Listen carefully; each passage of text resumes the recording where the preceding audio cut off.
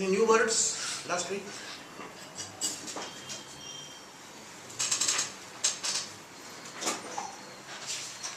One is cost benefit analysis, another one is EBITDA, earning before EBITDA, EBITDA. EBITDA. That is a famous, very, very popular show-off type of EBITDA. How is it? I made a net profit, but my EBITDA took a hit. So speaks one finance manager to another, just to impress the audience. How did your firm perform in Q3? Well, you see, we took a conscious decision to invest for the future. We made a very significant investment for the future. Oh, that's good. You are growing, prosperous. So says, let me say, Karnataka Bank chairman. In a bankers symposium, State Bank of India chairperson says that this Q3 of SBI showed a 20% growth in business and profits. Immediately the share prices shot up. This happened just about last week, not even about 4 or 5 days ago. SBI shares went up very well. That's because she gave a statement that Q3 growth was 20%. Others were impressed. Some people said, after all, SBI is SBI and our bank also contributed, but we ended up by some 6%, 7% growth. Karnataka Bank was the only bank chairman who was keeping quiet and watching the fun. Then when they invited his opinion to make him included in the discussion, he said, well, our bank took a conscious decision in Q3 to make significant investment for the future. Even bankers did not understand. SBI chairman and all, they didn't understand. They said, oh, this bank is now overtaking the other banks. A small little Karnataka bank is a private sector bank. Significant investment for the future. I think we are around the corner when perhaps this bank may take what is called a reverse merger.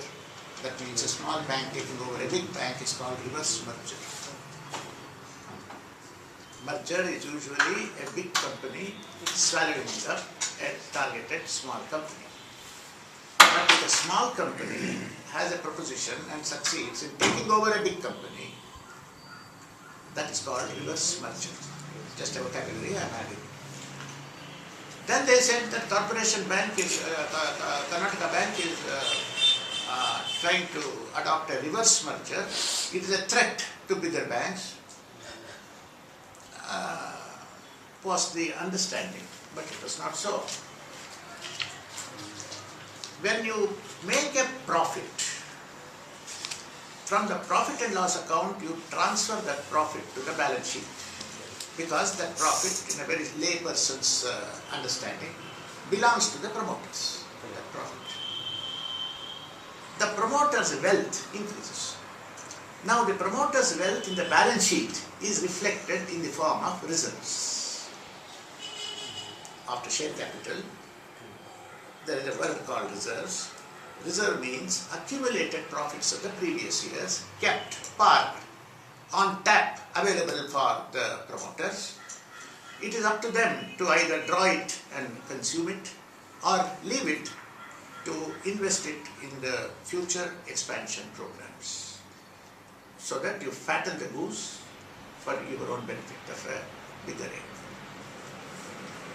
Either case, the reserves belong to the shareholders, yes, investors, shareholders, promoters. Supposing we make a loss, one way is showing it as a reduction from reserves. Common sense. If there is a profit, reserves increase. If there is a loss, reserves decline. Instead of touching the reserves and showing it as it is, this loss, which has to be transferred to balance sheet, if it was a profit, what did I say? It will go transfer to the liability side, under which there is a heading called reserves. When I say reserves, you should mentally capture that reserves an item on the liability side. Liability does not mean indebtedness. Liability means source of funds. Share capital is a liability. It doesn't mean that somebody owes something to somebody else. No. It's from the company's point of view, share capital is a source. All sources are listed under liabilities.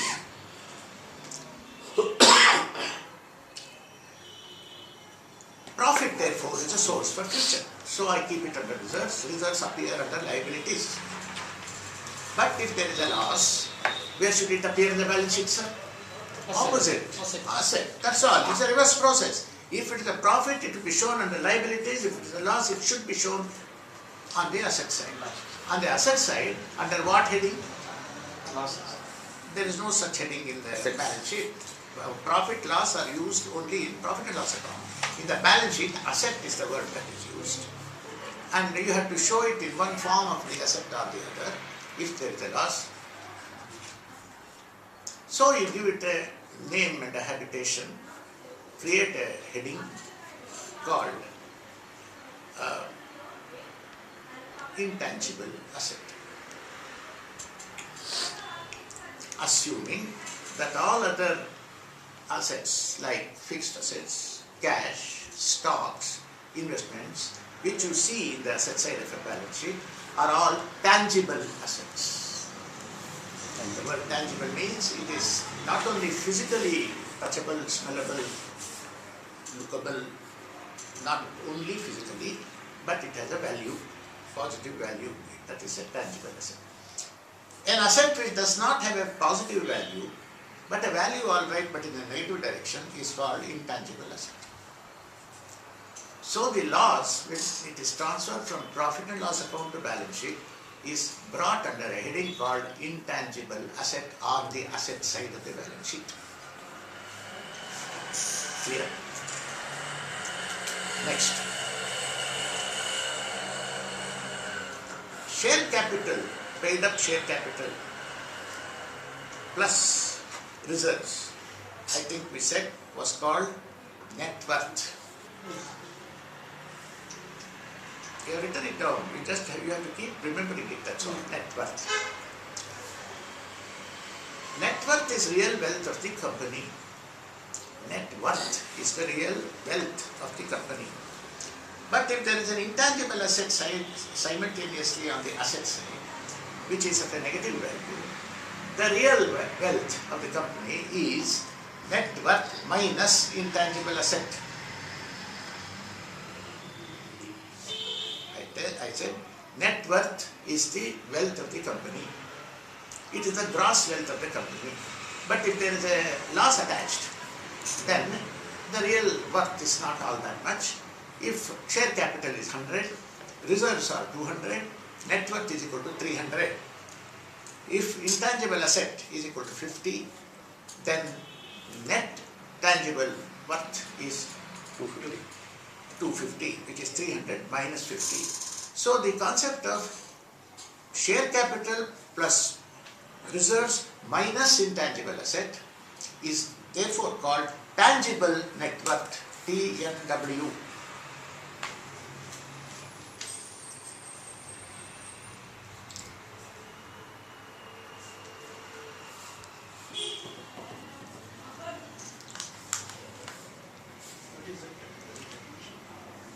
Sir, net worth minus intangible. Naturally it becomes tangible net worth.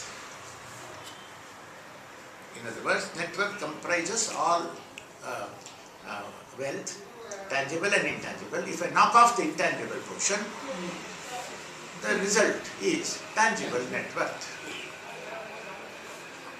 So, small question. Intangible, you said negative, right? Negative because it appears in the asset side, it is positive. You are changing the sign, no, algebraic sign. Okay. In the equation, you are pushing it to the other Asset side. side. So, So what was minus in liability will appear in the asset side with a plus.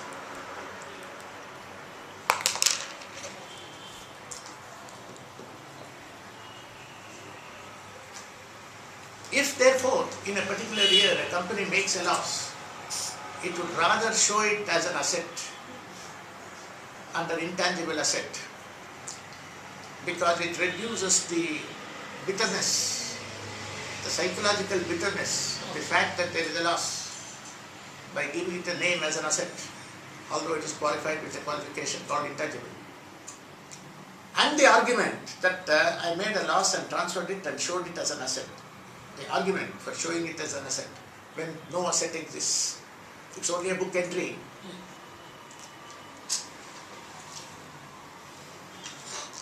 The argument for so doing is, well, you see, this year there may be a loss for me. I will recover it in the next few years. And I have spent more this year and earned less this year, resulting in a loss. So a loss also shows me that my investment in this year was more than my return. I will say, so be it, tathastu. I have invested this year, fine. What rule is there that I should recover all of it in the same year? It's a long term. I made an advertisement for Lidl soap. I spent 1 crore 60 lakhs for a 30-second or 40-second visual.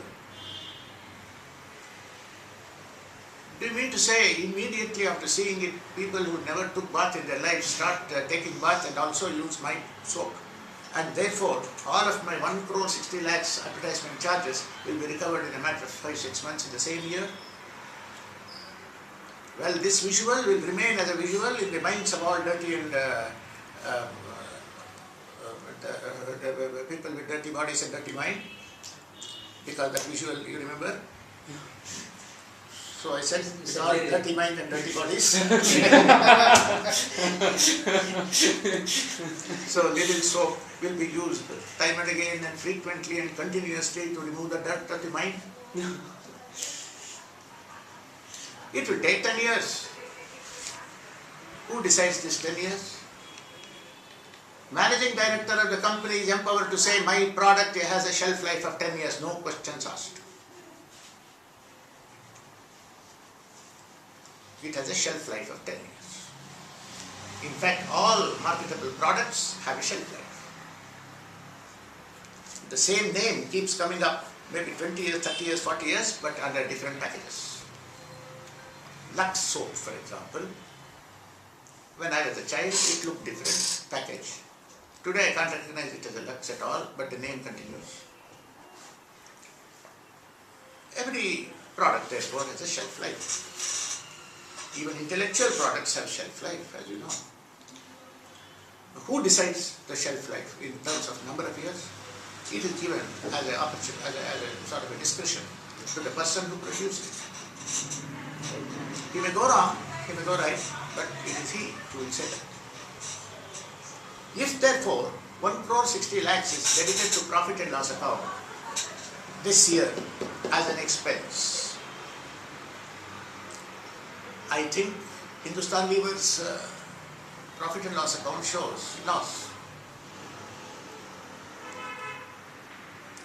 So the argument is, this 1 crore 60 lakhs which I spent this year for one product as an advertisement cost is an investment for the future. I need not spend 1 crore 60 lakhs every year for the same product. And because of the scale of economy, I spend as a capital expenditure 1 crore 60 lakhs as though I bought a lathe and produced fasteners for 7 years. Hence, I don't buy lathe every year. So this particular expenditure is a capital expenditure, an investment for the future. And this loss arose on account of that 1 crore 60 lakhs, which I will consider it as an investment for next 10 years. I will only factor 1 crore 60 lakhs divided by 10, which is 16 lakhs per annum as my cost. The remaining 1 crore 44 lakhs, I shall treat it as my investment under assets in my balance sheet. Specifically intangible. And every year that will reduce. Every year it will reduce at the rate of 16 lakhs. That 16 having been derived from the shelf life of 10, which is declared by the every year this this intangible asset keeps reducing, assuming and provided there are no losses every year. If even future years create a loss, your intangible asset will suffer. So to avoid a dirty word, a 4-letter dirty word, LOSS, in a polite company, the Karnataka Bank chairman did not say, I made a loss. When others are talking in terms of growth and 20% increase and international branch networking expansion, can you say, in my company, I am happy to announce, ladies and gentlemen, we made a loss. How does it sound? So give it a name. Whenever you make a loss, you say investment for the future. Your P&L will say, no? We are not looking at it at all. P&L is a subsidiary book. What is finally shown? Balance. This is an underlying ledger, P&L account. As an investor, like if I really invest in stocks, I should look in both, right? So that I will get an idea. Then you are a more educated person, but at that moment of time when press people come, reporters, news reporters come, and if you flaunt this language, they think it is a very positive stroke and they will write it. They will break. It is all to whom you are addressing. You can't talk like this to a chartered accountant who has audited your balance sheet. You can't. This is going beyond figures and thinking outside the box.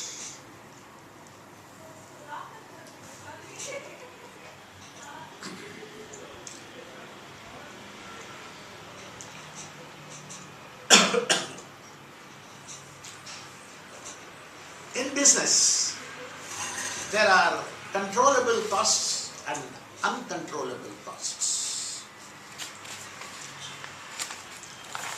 A cost which is regulatable, manageable, budgetable, estimable, strategically manageable, are controllable costs. For example, raw material consumption is a controllable cost. Labor charges, negotiable, therefore it is controllable.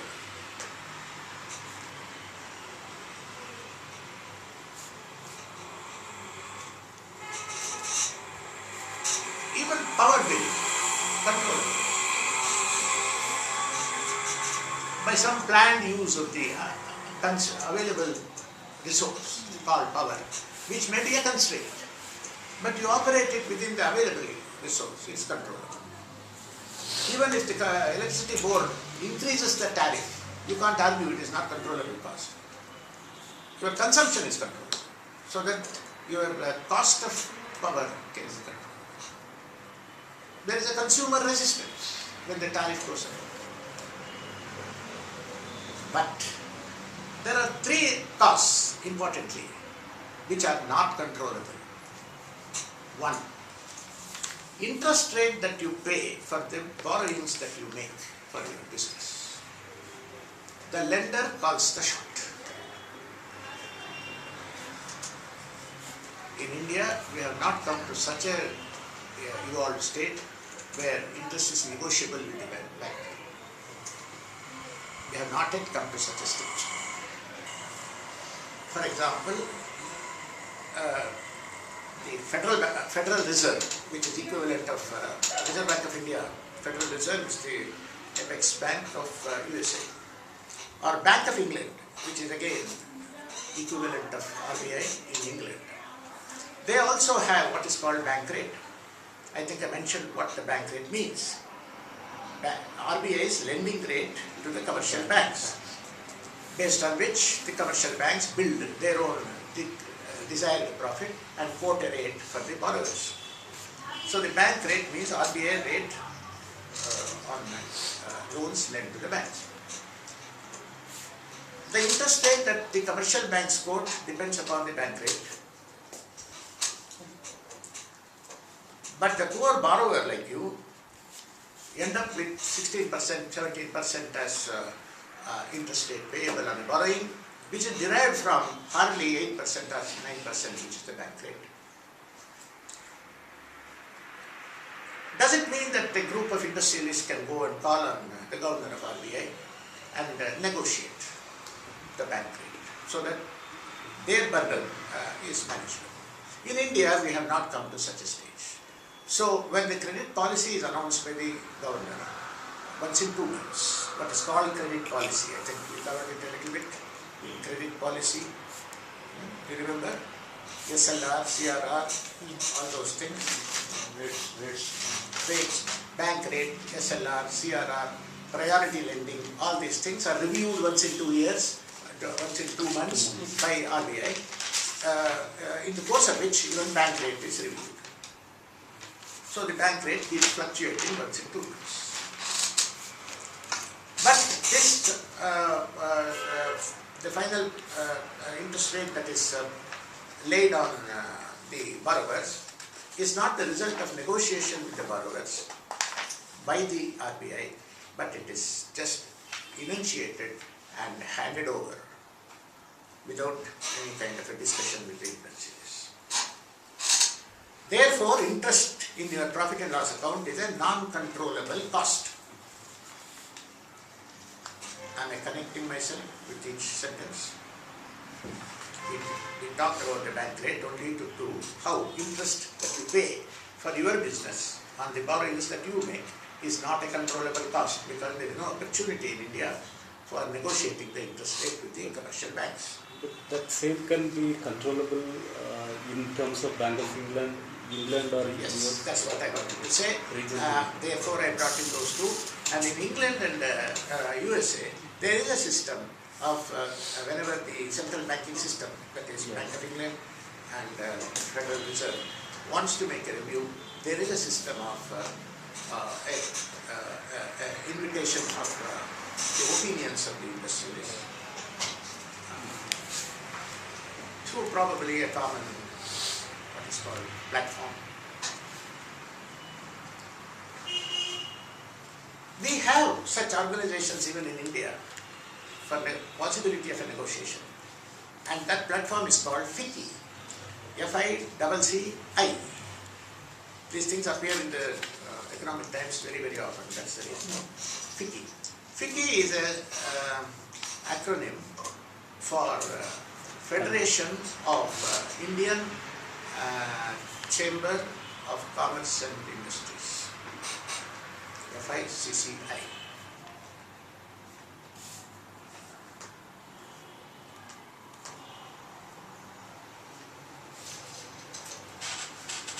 Federation of Indian Chamber of Commerce and Industries.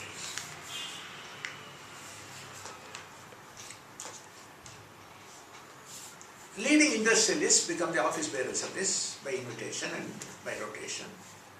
People like Mittal or Ambani, J.R.D. Tata, Ratan Tata, they become the member by rotation, they become office bearers. It is situated in New Delhi, and depending on the governor at the moment, he may call for a meeting of FICCI and hear their views about the interest rate, but he not know by it, because the fact is, RBI's interest rate has got one function to perform, that is to control inflation. Now, FICCI will give their opinion about interest rate from their own personal economic perspective, not national perspective. Naturally, a FICCI member wants interest rate to keep on coming out. To some extent, the governor may hear it to accommodate them. But his main focus is containing or regulating inflation through interest rate. Through interest rate.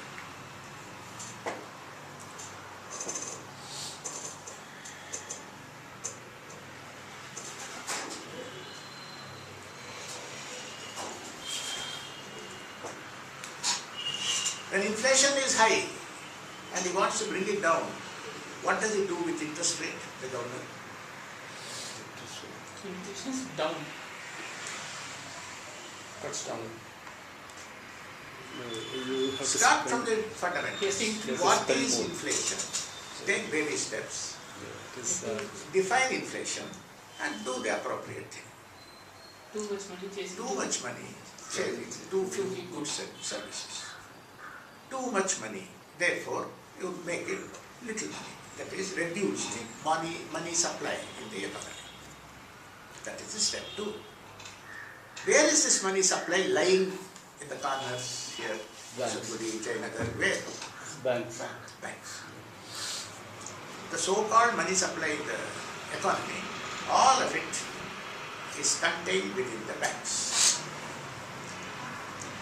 Now, if you want to reduce the money supply, the monies held by the banks must be reduced, which means that depositors must be demotivated to save.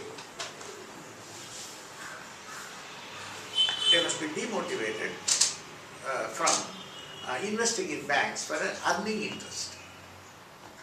So you reduce the interest payable on fixed deposits.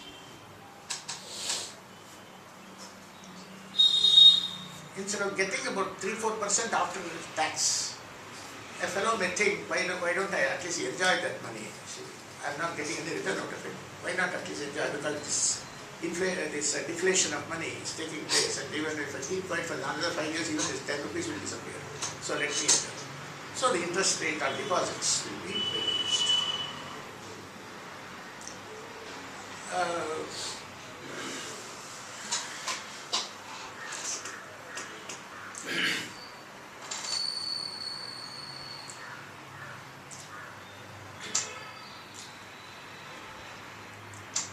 Interest therefore becomes a non-controllable cost. That's what we were talking about. Yes. Then I made a profit which is less than last year's profit only because this year the interest rate went up. Not that I did not perform well. My products performed very well. I continue to have a competitive edge in the market. Products have not been rejected at all. Still I made less profits only because of the interest which intervenes before the net profit line as a cost, and that cost I could not control. Next. I bought the machines recently of high-tech, high-end machines for my manufacturing process. And higher the technology in my machine, faster is the depreciation rate. Do you accept? If I have a HMT lathe, a good old HMT lathe, solid cast iron, heavy duty one, the manufacturer certifies that it is good for 20 years. Being Indians, with our mindset, we use it for 40 years. Somehow or the other, we keep on retaining its life, and we are a generation where the ethos of our population is such that even in the railway platform, if I buy 2 rupees worth of tea in a paper cup, when nobody is watching, I keep that paper cup quietly inside my purse. I wash it and use it at home again. Given the ethos of the Indian population. That being so, a lathe of 20 years technologically certified, it makes no meaning to the buyer, an Indian buyer. He will use it for 40 years. But if you give him a CMC machine, same lathe, costing something like 2.5 times the ordinary manual machine, what do you think would be its shelf life? More or less? 5 years. Don't give me figures. Less. Is it Maybe more less. or less? 5 years, less. Sir? Less. Less. Why? Electronics. Say, Technology. Technology. And the utility is based on the dynamic technology. Yeah. So your machine may be all right in terms of its physical features, but its utility, commercial feature will make it obsolescent. Yeah, absolutely. So the depreciation is something which you have no control over, because technology moves and therefore your machine is depreciated, not because your wear and tear was big. Depreciation is not only on account of wear and tear, but it is also on account of obsolescence of the product that you manufacture from out the machine. Again, I come to the point that depreciation is yet another example of non-controllable cost. Then comes the famous surety, what is called certainty taxes.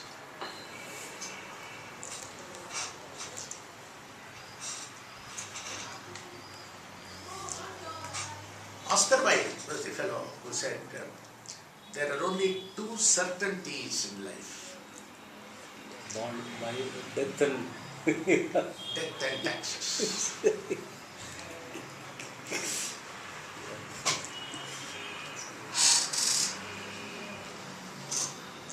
Another word they use in English language is verities. V-E-R-I-T-I-E-S. Absolutes. Primordial. Unchanging. Truths. For all times. Eternal. They are called verities. For example, sun rises on the east is a verity. Unpredictability of a woman's mind is a verity. Death is a verity. So also they say taxes. Now you do a beautiful job as a production manager and bring out a fantastic product. Your marketing manager does excellently well and sees that the product is seen on the shelves of every office, every user. But what proposes, man disposes, or the other way, what man proposes, God disposes. And the income tax officer decides how much your profit should be, in spite of all this. So tax is another non-controllable cost.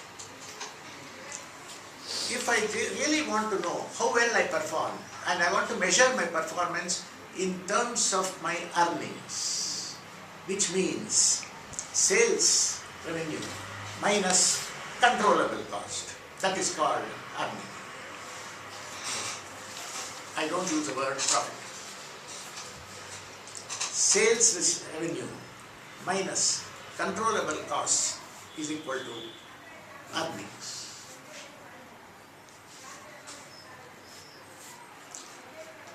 If I stop there and do not load on the earnings these non-controllable costs, that is my real profit.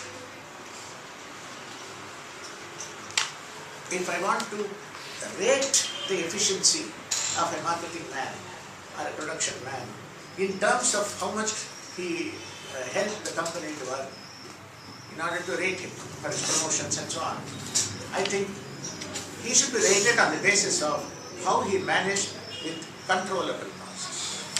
I can't blame a production man or a marketing man because the taxes went up so high that in spite of his marketing efforts, the company ended up with a near profit, just enough to pay the tax. That earning of revenues minus controllable costs is called EBITDA. What earnings is called? EBITDA.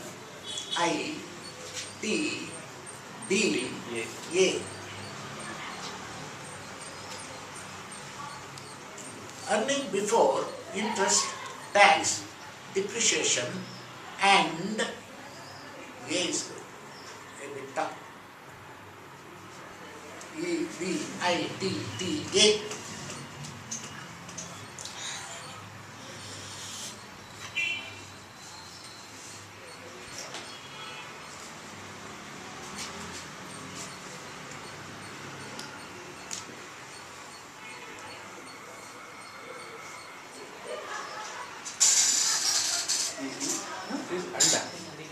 Last is and.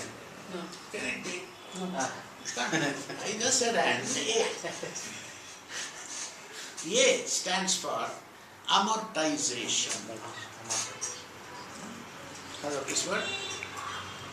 Alright, I'll come back.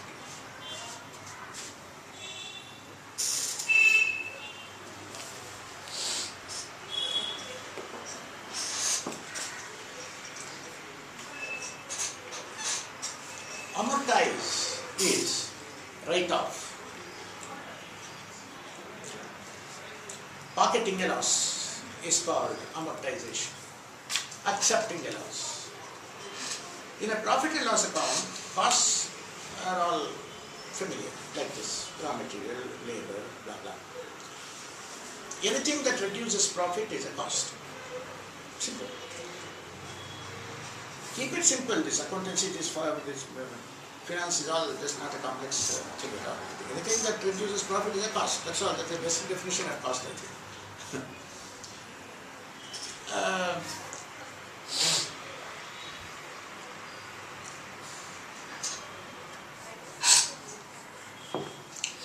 Take a machine which I want to depreciate.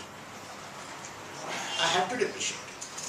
Depreciate means I have to recognize in terms of rupees and paise the invisible losses that are occurring on account of its wastage and its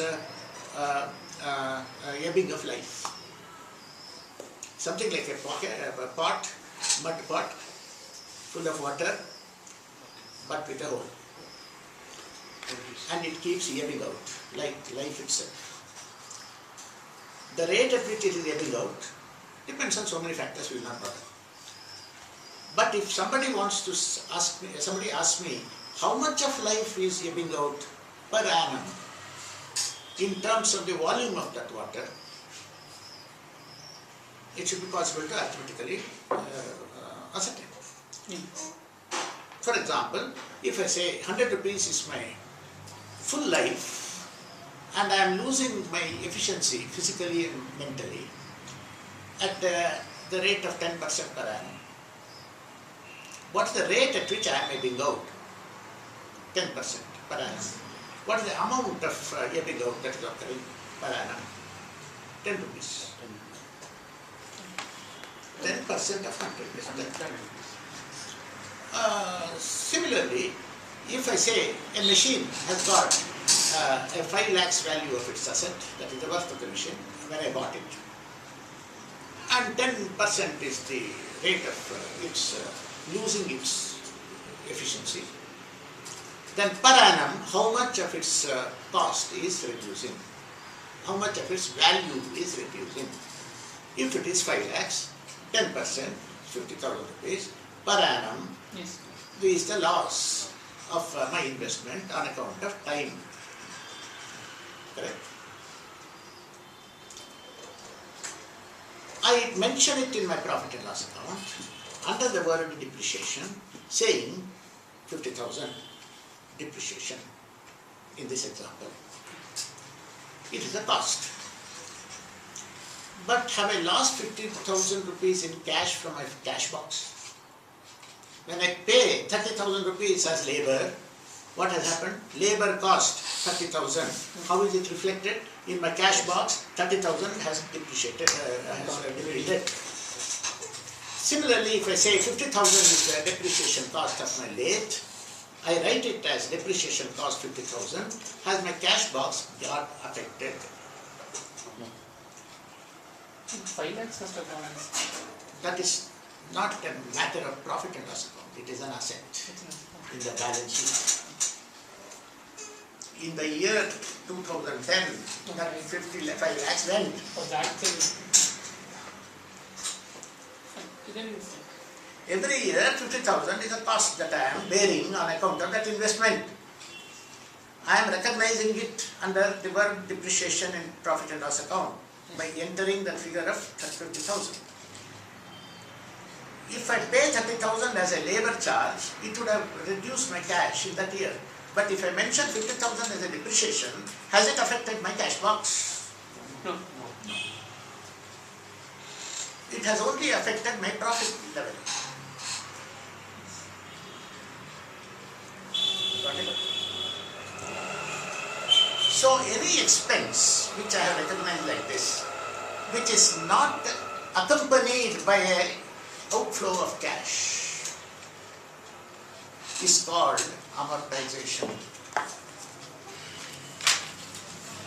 Recognition of a cost which is not accompanied by an outflow of cash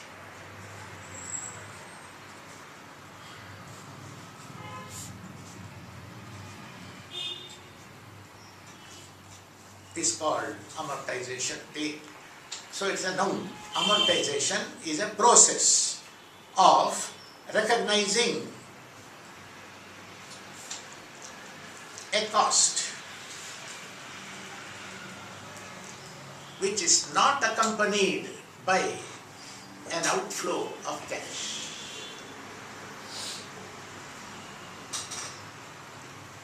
In a short form, we have a habit of calling it a non-cash expense.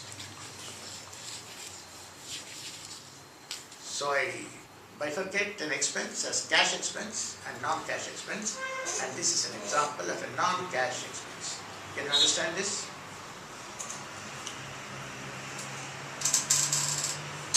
Yes. Depreciation is also Yes. form. Yes.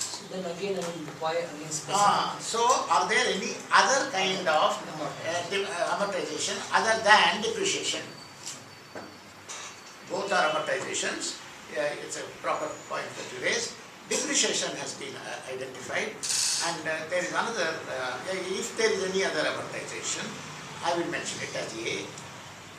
You can also ask me why you can use the letter D at all. If D is also a AA. But even between amortizations, there are two kinds of amortizations. One is recurring amortization and non-recurring one-off sometimes in that particular year, which may happen. That kind of a non-cash expense is called amortization, distinct from depreciation, which is also an amortized cost, except that depreciation is an annual repetitive discrete amount each time. Can you give me an example of an A which is not D? You think?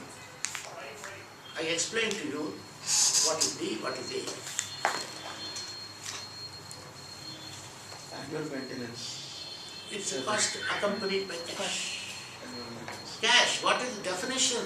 Don't abandon definition. When you make an annual maintenance, are you not paying a bill? Paying cash.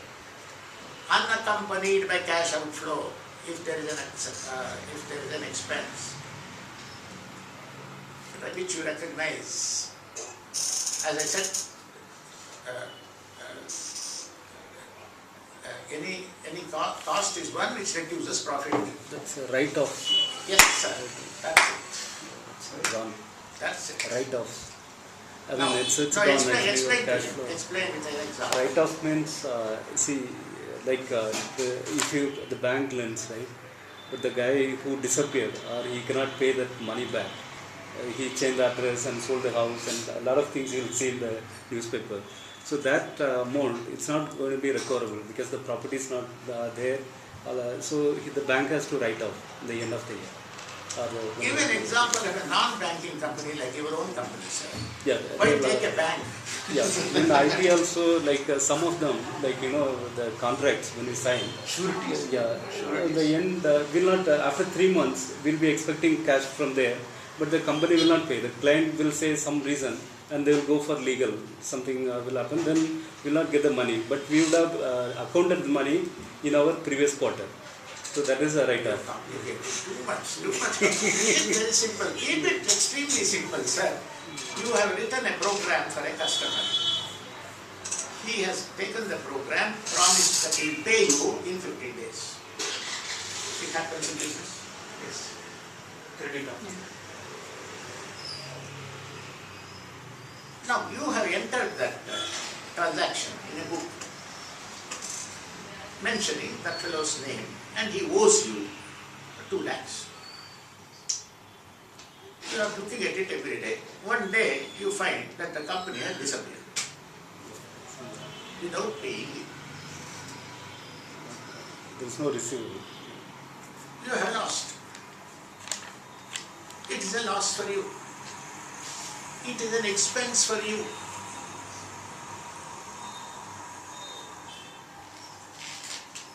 If you show it as an expense and write off, again, I should not use the word, and you strike off this entry, accepting I lost it, he ran away and I can't trace him. That loss you have recorded it in your profit and loss account. And in this book you have scored it. Has your cash box been affected? It is also an amortization. But does it happen at some constant percentage every year? Depreciation occurs as a percentage every year. Therefore, depreciation is also an amortization. But other than depreciation, any other kind of write-offs, as we call it, write-off is a process of scoring away the name from your book. That's all. Is that okay, sir? Yes. Now, this example is illustrates A, amortization here. It may happen, it may not happen every year. So, I mean, between previous questions, not related to this. all right. So I want to know, I mean, in general, SBI and current account, and compared to the fixed deposits, I mean, banks, the proportion of this money, how is it like? More is it in SB or more is it in deposit generally? All right. So, as you prefaced it, it is totally unconnected, unrelated, but I will not postpone it, I will just now answer. I will repeat your question to understand whether I have understood your question.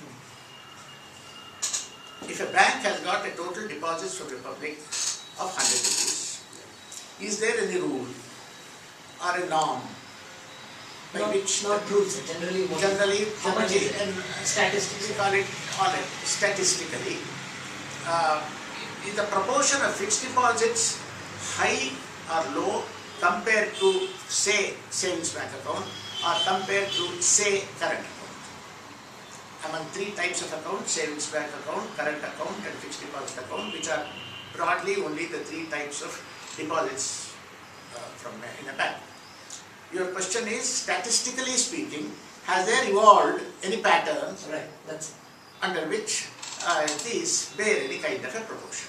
In other words, is one always larger than the other as a proportion of the total deposits? That's the question.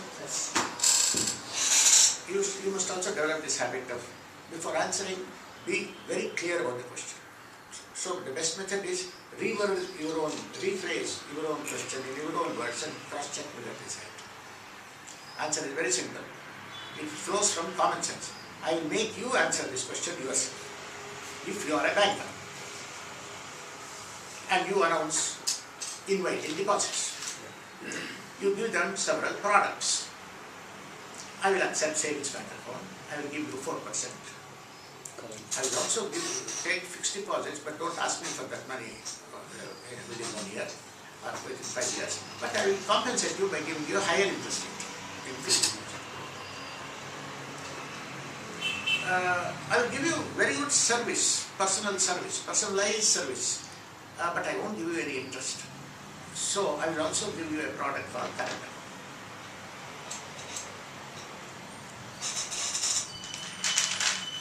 A businessman doesn't want your small chota-mota 4% profit. He wants somewhere to park his money safely and use you as a conduit for doing his business. So he goes in for current account. A housewife goes in for savings bank. A young man who has no immediate concerns will go in for fixed deposit because he has life too. An 80-year-old man will not apply for a 20-year fixed deposit. That is demographical statistics. But I said, as a banker, if you are doing marketing of your own products, which would you market? Which product would you market as a priority?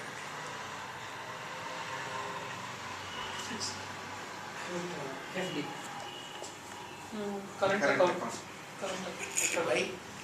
No, Because it's I not. don't need to No deposit. cost, no simple. cost for- I have your money free of cost to do business. I do my business with your money and I am not paying any cost for it. I am encouraging you to open current account. And in order to be present everywhere, I think my popularity is only through savings bank, because the population of SB holders is much larger than the business. So SB comes next, because there is a cost involved in SB. Even if it is 4%, it is cost only. Last priority is fixed deposit.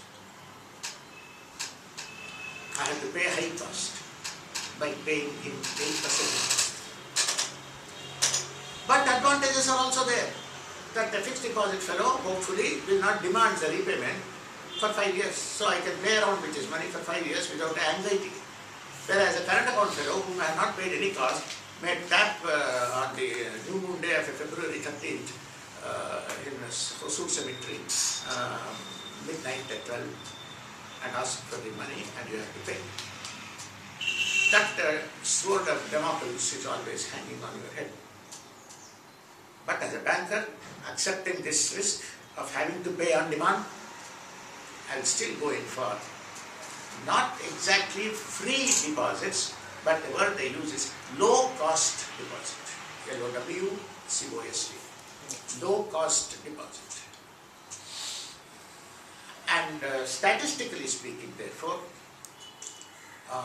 the banks have succeeded in maintaining savings bank account portion of the total deposits as the highest part. It again depends on the banks, because, for example, Yes Bank or Axis Bank, ICICI Bank, they cater only for large, high-ended commercial customers. So their current accounts are more.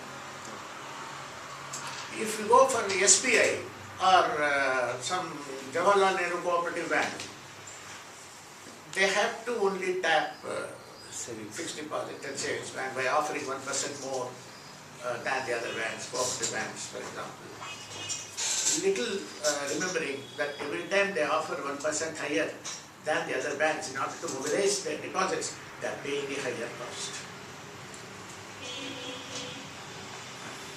I would safely answer your question by saying savings bank is a sort of a golden rule. The rationale of this is cost of funds, and the policy of the banks mobilize low cost deposits. Okay. So in the newspapers you get EBITDA figure along with the net profit, profit after tax, profit before tax, and so on. This is nothing but profit before depreciation, interest, tax and amortization, which is actually practical profit physically earned. Hello? Hello? Hello? Kavita, I am right now in the classroom. Just now in the classroom. I will speak later.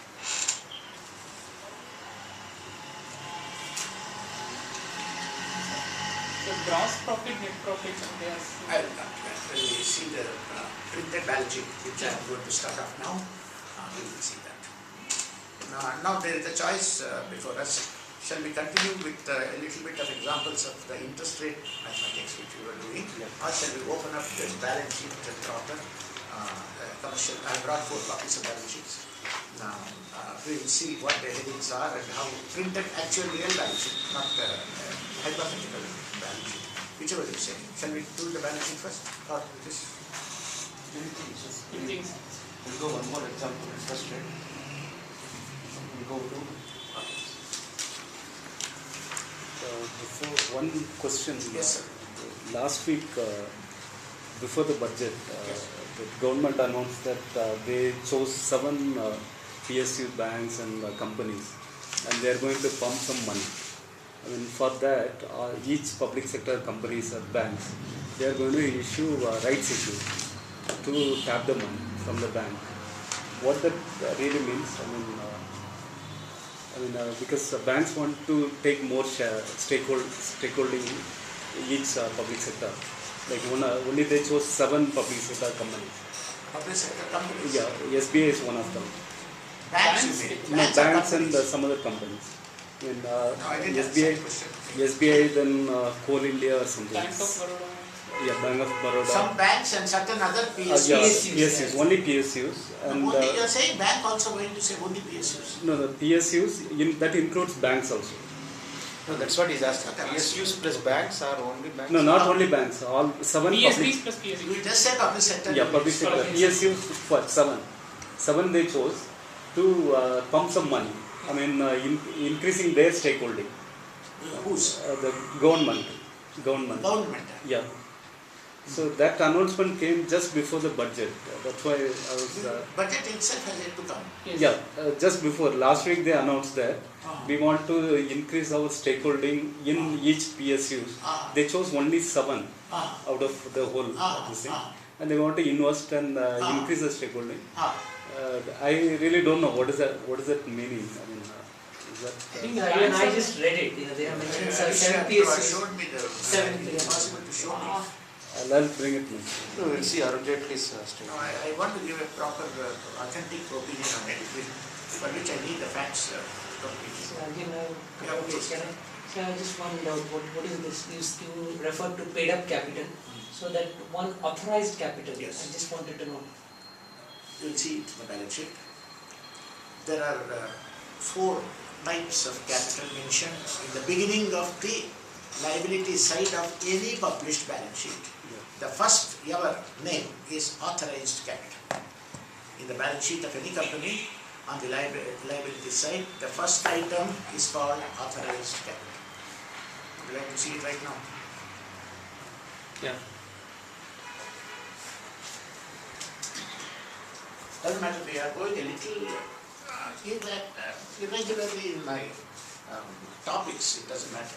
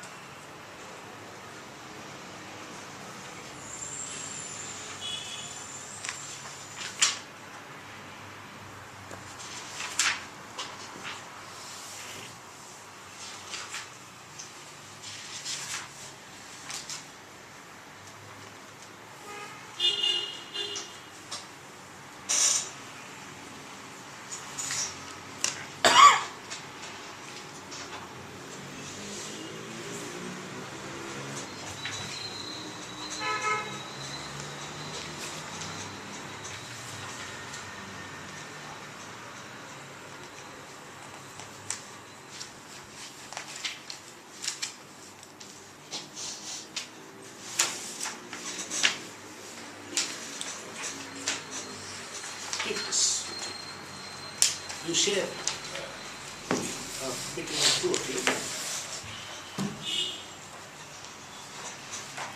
We'll come back to interest rate a little later. Yes. We'll take first one.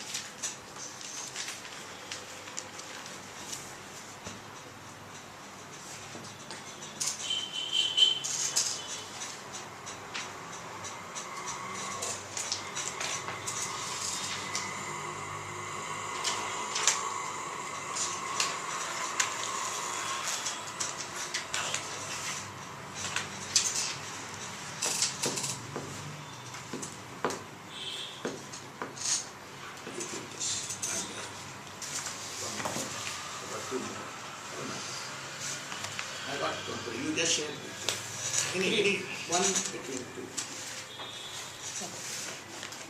I'll give you the Xerox copy of this, but today there's no Xerox machine available. That is why I have to bring the originals. Okay. Sir, please take this. And I'll give you one more so that he can see. I'll give you one. So it's 3 different companies, right? Yeah, they're all different, 4 companies. But we are only understanding the contents of a balance sheet, any balance sheet. Yes. Okay. There is a standardized format, therefore don't bother about which company. You should be able to spot immediately whichever balance sheet of whichever company is given, where to see what. This we can. All right, now, first of all, see the head, now we start. The interest rate thing will take a back seat now. I will handle it next week. We are looking into one independent module for this course, namely how to read corporate balance sheets.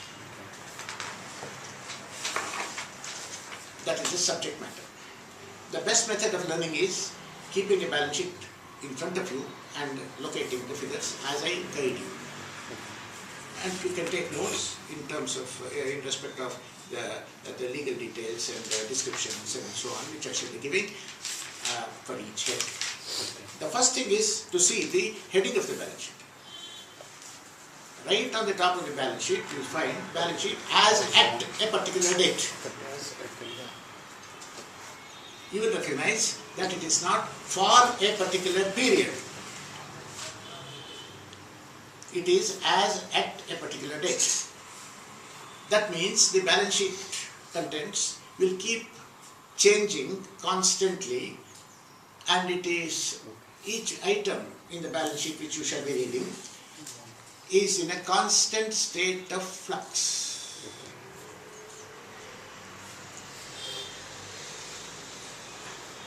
I think you remember some Brownian movement in colloidal chemistry. If you see the molecules, random movements in colloidal chemistry, if you see a beaker of water which appears to be extremely static, undisturbed beaker of water, but you take a microscope and look into it, it is in a terrible turmoil and feverish state of motion.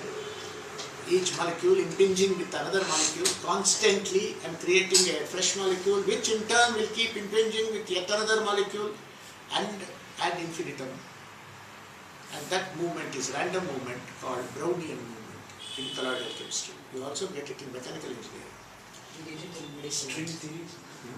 We get it in radiology also. Radiology also.